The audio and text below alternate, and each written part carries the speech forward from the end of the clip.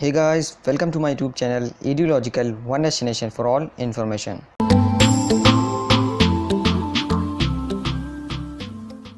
So friends, आज हम बात करने वाले हैं class 11 political theory chapter number 6 जिसका नाम है सिटीजनशिप। बहुत ही इंपॉर्टेंट चैप्टर है, बहुत ही इंटरेस्टिंग चैप्टर है। और उसी के साथ मैं आपको बताना चाहूँगा these hand written notes are specially prepared by well experience political science teacher and also specially written by me. तो ये हैंड रिटन नोट्स आपके लिए बहुत ही बेनिफिशियल हैं क्योंकि ये एग्ज़ाम पॉइंट ऑफ व्यू से लिखे गए हैं, स्पेशली मेरे द्वारा लिखे गए हैं। तो ये पूरा जो आपको मैं दिखा रहा हूँ हैंड रिटन नोट्स के साथ, और मैं आपको इस वीडियो में कंप्लीट एक्सप्लेनेशन दूंगा सिंपल तरीके से, जिसमें मैं आपको यहाँ पे गारंटी दे सकता हूँ कि अगर आप ये पूरी वीडियो लास्ट तक देखेंगे, आप जो है कोई भी अगर टेस्ट होता है इस चैप्टर पे या कोई भी एग्जामिनेशन में क्वेश्चंस आते हैं, तो अगर आपने ये वीडियो अच्छे से समझ ली तब आप आराम से उस टेस्ट में या उस एग्ज़ाम्स में 90 प्लस से ऊपर आराम से ला सकते हैं। तो ये वीडियो जो है लास्ट तक ज़रूर देखिएगा, ठीक है, बने रहिएगा हमारे साथ। हम एक एक टॉपिक को डिस्कस करने वाले हैं, एक भी टॉपिक को हम नहीं छोड़ने वाले। वीडियो के साथ मैं आपको बताना चाहूँगा कि इस टॉपिक्स में हम क्या क्या पढ़ने वाले हैं। थोड़ा सा इंट्रोडक्शन दे देता हूँ। सिटीजनशिप के बारे में पढ़ने वाले हैं। सिटीजनशिप जो होता है वो इम्प्लाई करता है फुल और equal membership of a political community. तो इस चैप्टर में हम कुछ चीज़ों के बारे में इसी के रिलेटेड पढ़ने वाले हैं। कुछ डेमोक्रेटिक सिटीजनशिप की थ्योरीज़ भी हैं जो क्लेम करती है कि देखिए सिटीजनशिप जो है वो यूनिवर्सल होनी चाहिए, यानी एक कंट्री वाइज नहीं होनी चाहिए, एक कंट्री के ऊपर नहीं होनी चाहिए, पूरे यूनिवर्स में होनी चाहिए। लेकिन इसका मतलब ये तो नहीं कि हर एक व्यक्ति हो, हर एक पर्सन हो आज का, जो कि अगर अमेरिका का सिटीजन है तो वो पूरे यूनिवर्स का अगर मान लेंगे, या इंडिया का सिटीजन है तो उसको तो हम हर स्टेट का वो तो ऐसे तो सिटीजन बन जाएगा। तो इसको हम कैसे एक्सप्लेन कर सकते हैं, क्योंकि यहाँ पे जो इशू आता है वो उन लोगों का आता है कि यहाँ पे कुछ स्टेटलेस लोग भी हैं, यानी जिनका कोई स्टेट है ही नहीं, जिनका कोई स्टेट मेंबरशिप जिनको मिली नहीं है, यानी वो किसी भी स्टेट के सिटीजन है ही नहीं। तो उनके जो इशू है उनको भी लेकर यहाँ पे हम बात करने वाले हैं। As a political science students ये भी आपके लिए बहुत ज़्यादा ज़रूरी चैप्टर है, और रियल लाइफ प्रॉब्लम्स के लिए भी आपके लिए बहुत ज़्यादा ज़रूरी चैप्टर है सिटीजनशिप। तो इस चैप्टर में हम बात करने वाले हैं सबसे पहले सिटीजन और सिटीजनशिप के टर्म के बारे में। फिर उसके बाद हम बात करेंगे मोस्ट इंपॉर्टेंट डिस्टिंग्विश बिटवीन, या हम डिफरेंस करेंगे सिटीजन और एलियन को लेकर। फिर उसके बाद हम बात करेंगे यहाँ पे किस तरीके से जो सिटीजनशिप है वो उसके तरीके हैं उसको हम एक्वायर कर सकते हैं। फिर उसके बाद फोर्थ है आपका रिफ्यूजीज़ और उनके जो इश्यूज़ हैं, यानी जिसे हम हिंदी में कहते हैं शरणार्थी, यानी कि जो शरण लेते हैं, ठीक है, उनके बारे में हम बात करने वाले हैं। तो चलिए हम जल्दी से इस चैप्टर को बिना देरी से स्टार्ट करते हैं। तो दोस्तों, अगर हम बात करें यहाँ पे सिटीजन और सिटीजनशिप के टर्म को लेकर, तो ये मोस्ट इंपॉर्टेंट है। इसकी डेफिनेशंस वगैरह भी वन वर्ड या मैं कह सकता हूँ वन मार्कर में या टू मार्कर में आ सकते हैं। तो यहाँ पे आप देख सकते हैं सबसे पहले सिटीजन। सिटीजन कौन होता है, तो इसकी प्रॉपर डेफिनेशन है कि citizen is the person who reside permanently in a state as a member of the state, यानी वो बंदा, वो पर्सन जो कि किसी भी स्टेट में, कंट्री में परमानेंटली रिसाइड करता हो, रहता हो और उस स्टेट का मेंबर हो ऑफिशियली। जो स्टेट है उसमें यहाँ पे कुछ फीचर्स भी हैं सिटीजन के, कि जो स्टेट है वो एक कंप्लीट और इक्वल मेंबरशिप देता है अपने सिटीजन्स को, और एक तरीके से जो कलेक्टिव पॉलिटिकल आइडेंटिटी है वो उसको दी जाती है बाय दी स्टेट। एक जो सिटीजन है वो हमेशा जो है अपनी स्टेट की तरफ लॉयल रहता है, वफादार रहता है, और स्टेट जो है वो उसे कुछ बदले में सर्टेन राइट्स देता है कुछ सिटीजन्स को, और उनसे भी कुछ सर्टेन ड्यूटीज़ है वो एक्सपेक्ट करता है, जिसके बारे में हमने पिछले चैप्टर्स में बात कर चुके हैं। वहीं हम बात करें तो देखिए सिटीजन्स हैं वो एलिजेंस शो करता है अपनी स्टेट की तरफ, और जो राइट्स है उसको जुडिशियसली यूज़ भी कर सकता है। एक सिटीजन्स देशभक्त होता है, पैट्रियोटिक होता है, और एक ब्रॉड माइंडेड भी होता है। सिटीजन जो है वो टैक्सेस पे करता है, ये तो सिंपल सी बात है। तो इसमें लेकिन यहाँ पे ये भी पॉइंट आपको इंक्लूड करना है अगर आपको एक्सप्लेन करने के लिए बोला जाए। फिर उसके साथ यहाँ पे टैक्सेस पे करता है, और सिंसियरली रेगुलरली जो भी ड्यूज़ हैं उन सबको क्लियर करता है। सिटीजन जो है हमेशा वो देश हित के बारे में सोचता है, और अपनी सर्विस जो है देश के लिए कभी भी दे सकता है, यानी रेंडर सेल्फलेस सर्विस, ये आपका जो टर्म है ये आपके फंडामेंटल ड्यूटीज़ में भी आया है। एक सिटीजन है उसे एजुकेटेड होना चाहिए। यहाँ पे कुछ चीज़ें हैं जो होनी चाहिए, वेल इन्फॉर्म होनी चाहिए, डिसिप्लिन होनी चाहिए, और एक हाई मोरल कैरेक्टर होना चाहिए। तो ये तो आपका सिटीजन के फीचर थे और सिटीजन की जो प्रॉपर डेफिनेशन थी। अब हम बात कर लेते हैं सिटीजनशिप के बारे में। तो देखिए सिटीजनशिप एक लीगल स्टेटस है जो कि स्टेट के द्वारा प्रोवाइड किया जाता है अपने ही सिटीजन्स को। और हम बात करें अगर इसके मेथड्स के बारे में कि किस तरीके से जो सिटीजनशिप है वो एक्वायर किया जा सकता है, तो ब्रॉडली यहाँ पे दो मेथड्स हैं आपके। सबसे पहला मेथड है सिटीजनशिप एक्वायर करने का, वो है बाय बर्थ, यानी जन्म से ही। फिर उसके बाद दूसरा जो आपका मेथड है वो है बाय नेचुरलाइजेशन।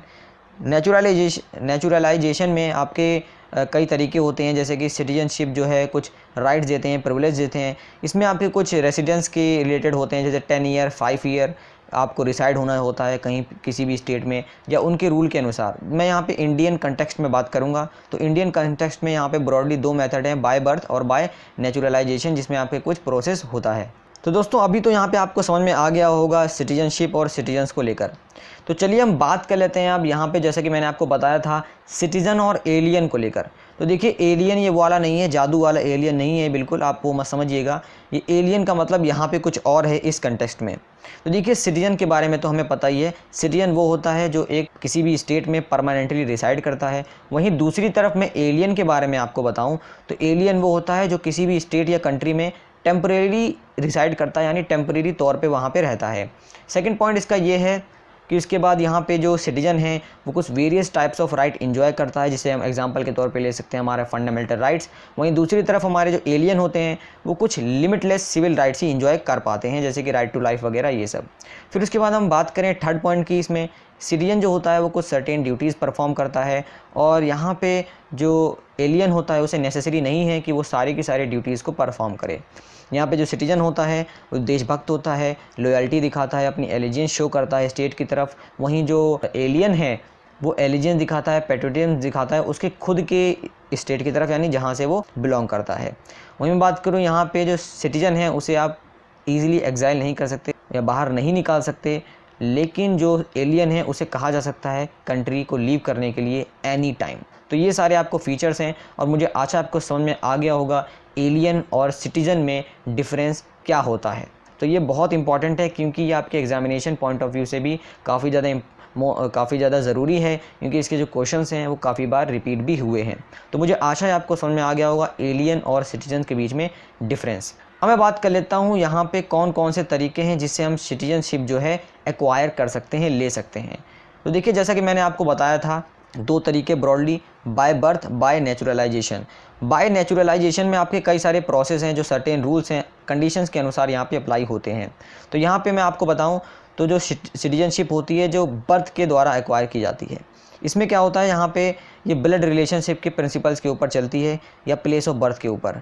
मान लीजिए एक कोई चाइल्ड है उसने सिटीजनशिप एक्वायर कर लेता है, वैसे ही जैसे पेरेंट्स जहाँ पे रहते हैं। फॉर एग्जांपल एक कोई चाइल्ड है वो इंडिया में बॉर्न हुआ है, ठीक है, उसके पेरेंट जो हैं वो एक इंडियन सिटीजन है, ठीक है, चाहे वो इंडियन सॉइल या मतलब कहने का मतलब ये है कि चाहे वो इंडिया में पैदा हुआ हो, हिंदुस्तान की मिट्टी में पैदा हुआ हो, या वो कहीं बाहर पैदा हुआ हो, अगर उसके पेरेंट जो हैं इंडियन सिटीजन हैं तो वो अपने आप ही ब्लड रिलेशनशिप के प्रिंसिपल्स के ऊपर सिटीजनशिप उसको मिल जाएगी प्लेस ऑफ बर्थ के नाते, ठीक है।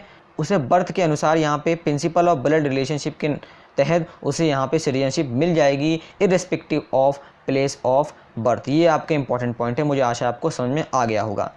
अब दूसरा जो तरीका है वो ये है कि यहाँ पे 2 पॉइंट हैं इसी के अंदर, बर्थ के अंदर ही यहाँ पे 2 पॉइंट है। एक है आपका ब्लड रिलेशनशिप, ठीक है, एक है आपका place of birth. For example कोई चाइल्ड है उसके पेरेंट्स अमेरिका में रहते हैं तो वो भी जो है अमेरिका का सिटीजन बन जाएगा।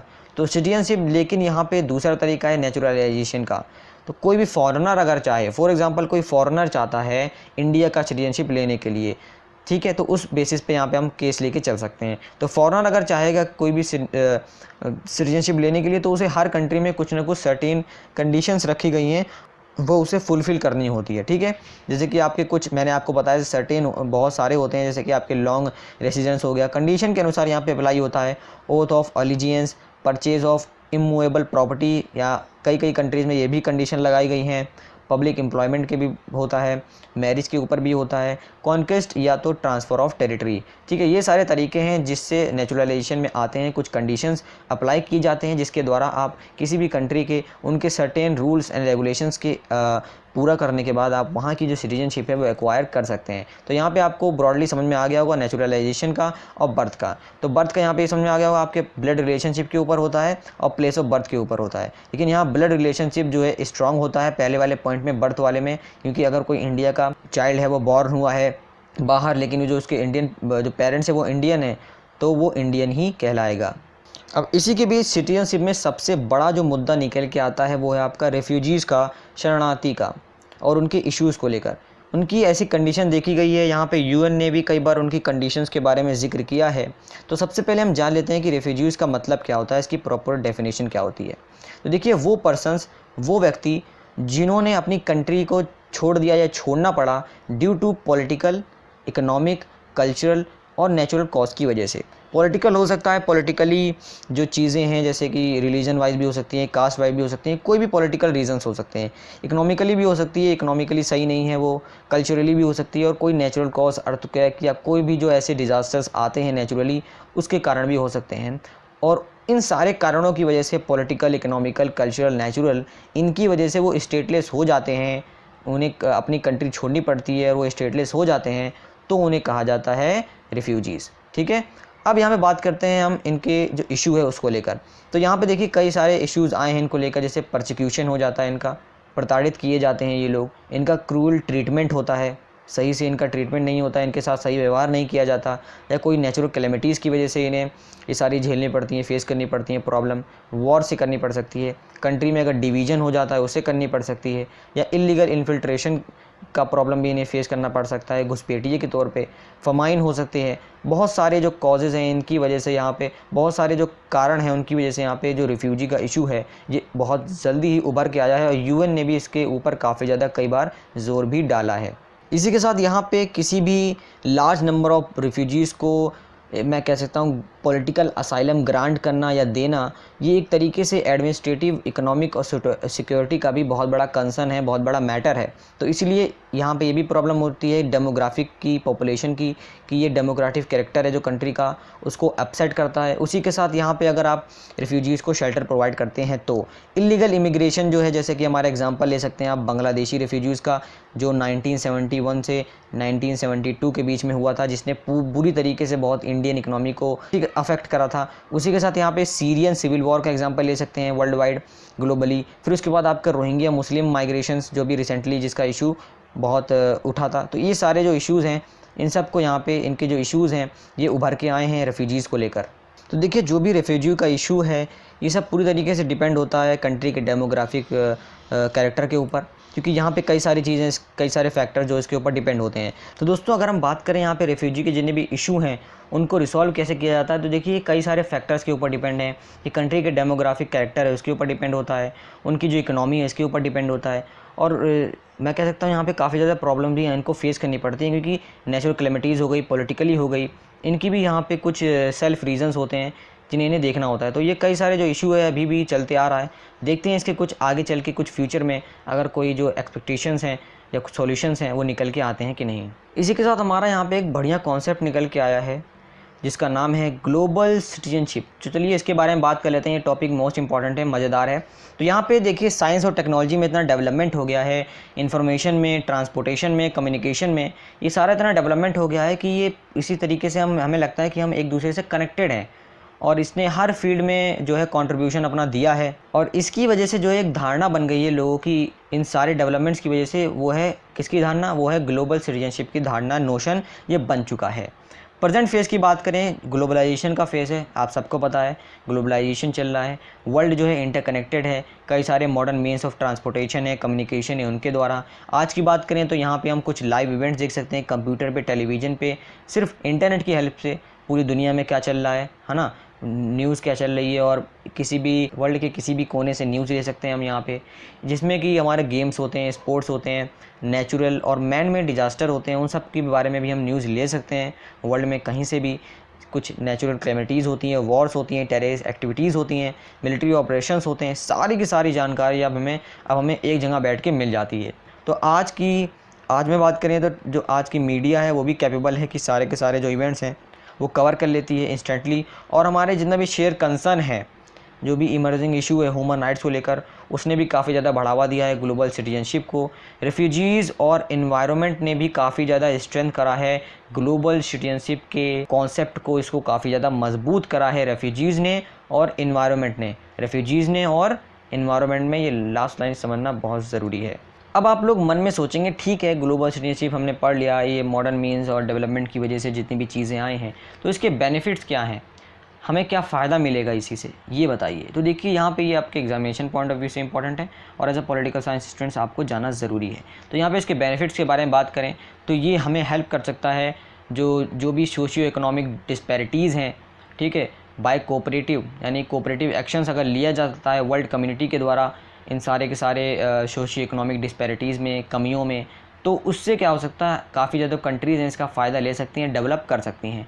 उसी के साथ यहाँ पे जितने भी जो इमर्जिंग ग्लोबल इश्यूज़ हैं वो भी आसानी से सॉल्व किए जा सकते हैं ग्लोबली। इसी के साथ दोस्तों ये हमें एक अपॉर्चुनिटी प्रोवाइड करता है ग्लोबल सिटीजनशिप, कि हम हमारे जितने भी यूनिवर्सल सिटीजनशिप के गोल्स हैं उनको भी हम रियलाइज़ कर सकें, जो काफ़ी ज़्यादा इंपॉर्टेंट है। यही नहीं, हमारे जो ग्लोबल नॉर्थ और ग्लोबल साउथ, यानी कि जो हमारा नॉर्थ का पूरा वर्ल्ड मैप उठा के देखेंगे तो उसमें काफ़ी बड़ा डिस्टेंस है यहाँ पे ग्लोबल नॉर्थ को लेकर और ग्लोबल साउथ को लेकर। तो ग्लोबल सिटीजनशिप जो है ये इन सारे के सारे जो गैप हैं इसको भी कम करता है, रिड्यूस करता है, जो काफ़ी अच्छी बात है। वहीं यही नहीं, यहाँ पे कल्चर को लेकर, कल्चर पॉइंट ऑफ व्यू से भी एक हमारे कल्चर को भी प्रमोट करता है, कि जो कल्चर हमारा इंटरेक्शन होता है among the people, different societies होती हैं, कल्चर्स होते हैं, हम उनके साथ इंटरेक्ट करते हैं, उनके बारे में जानते हैं, डाइवर्सिटीज़ के यहाँ पे बेनिफिट्स हैं, वही सिमिलरली यहाँ पे ग्लोबल सिटीजनशिप के बेनिफिट्स हैं। तो ये सारे पॉइंट आप लिस्ट कर सकते हैं बेनिफिट्स को लेकर, अगर आपसे एग्जामिनेशन जो पॉइंट्स हैं वो पूछे जा सकते हैं। तो ये था पूरा ग्लोबल सिटीजनशिप का कॉन्सेप्ट। तो कंक्लूजन में मैं यही कहूँगा कि हमने प्रीवियस टॉपिक्स में देखा कि इक्वल सिटीजनशिप के बारे में भी हमने यहाँ पे जिक्र करा कि इक्वल सिटीजनशिप जो है कंट्री में, यहाँ पे इक्वल सिटीजनशिप का मतलब ये है कि हर एक नागरिक को इक्वल तरीके से हर एक जैसे फर्स्ट लेवल, सेकंड लेवल, इस तरीके का कोई लेवल ना हो और इक्वली सिटीजनशिप जो है हर बंदे को ऑफ़र की जाए बिना किसी बेसिस के। तो जो इक्वल सिटीजनशिप है देखिए वो थ्रेटन की जा सकती है सोशियो इकोनॉमिक इनइक्वालिटीज़ और बाकी जो प्रॉब्लम्स हैं जो एग्जिस्ट कर सकती हैं। थ्रेटन यानी यहाँ पे उसको खतरा हो सकता है इक्वल सिटीजनशिप को, जो भी सोशियो इकोनॉमिक इनइक्वालिटीज़ अगर हमारी सोसाइटी में उभर के आने लगी हैं तो ये प्रॉब्लम्स हैं ये अल्टीमेटली सॉल्व की जा सकती हैं सिर्फ गवर्नमेंट के द्वारा और हमारे जो पार्टिकुलर सोसाइटी है जिनकी वजह से हुआ है उन लोगों के द्वारा। देयरफॉर जो फुल और इक्वल मेंबरशिप है किसी भी स्टेट की वो इम्पॉर्टेंट तो रहती है आज भी, लेकिन जो कॉन्सेप्ट है ग्लोबल सिटीजनशिप का वो भी हमें रिमाइंड कराता है, याद कराता है कि देखिए जो नेशनल सिटीजनशिप है वो ज़रूरी है कि वो इसके साथ सप्लीमेंट की जाए, ताकि एक अवेयरनेस क्रिएट हो कि हम एक इंटरकनेक्टेड वर्ल्ड में रहते हैं और यहाँ पे नीड है कि हम सबको कि बाकी जो डिफरेंट पार्ट्स में वर्ल्ड के लोग रहते हैं उनके साथ हमारा लिंक बने और जो भी बेनिफिट्स मैंने अभी आपको बताया ग्लोबल सिटीजनशिप से उसका हमें एहसास हो, उसको हम इस्तेमाल कर सकें अक्रॉस नेशनल बाउंड्रीज़। तो फ्रेंड्स कैसे लगी आपको ये पूरा चैप्टर, मुझे आप कमेंट सेक्शन में ज़रूर बताइएगा। तो इसी के साथ यहाँ पे अगर आपको कोई डाउट हो, फीडबैक हो तो आप कमेंट सेक्शन में उसे ज़रूर ड्रॉप कीजिएगा। इस वीडियो को लाइक ज़रूर दबा दीजिएगा। पूरी वीडियो देखने के लिए बहुत बहुत धन्यवाद। और हाँ, अगर आपने हमारा जो चैनल है वो सब्सक्राइब नहीं किया है तो सब्सक्राइब करके बेल आइकन दबाना बिल्कुल भी मत भूलिएगा। दोस्तों के साथ व्हाट्सएप पे, फेसबुक पे ज़रूर शेयर कीजिएगा। मिलते हैं आपसे नेक्स्ट वीडियो लेक्चर में जो है आपका चैप्टर 7। तब तक के लिए जय हिंद, जय भारत।